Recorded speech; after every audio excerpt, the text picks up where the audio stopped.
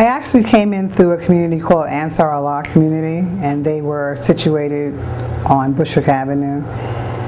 And you could see them. They were very prominent because most of their members always wore white. And during that time, I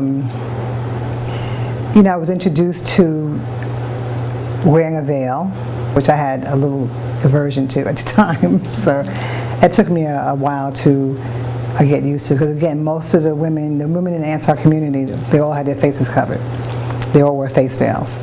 And that was also very controversial to where you have your face covered in the 1970s. In this society, it was something that you didn't see quite often. So it was a very unique type of presentation for the women to have their faces covered in New York City during that time period. The Ansar Allah community was a community essentially of mostly African Americans, people who were in this, who lived really in this, from this country. And their idea of Islam was to give special credence to black people in this country, as opposed to a lot of Muslims took their Shahada and then they adopted other ways of life, like people from India, Pakistan, or from the Middle East. I think many people were attracted to Ansar Allah because of the Imam and how he was very charismatic, and he was basically the person who they wanted to be around, male and female, because he was very powerful, and people felt very close to him and wanted to be a part of what he was doing.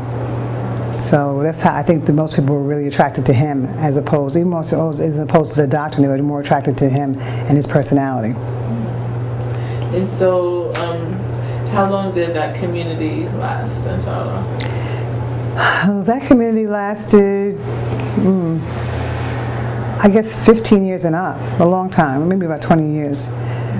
They went through a lot of transitions in terms of their philosophy, and they ended up they had a base in Brooklyn, and they ended up going upstate New York near Monticello.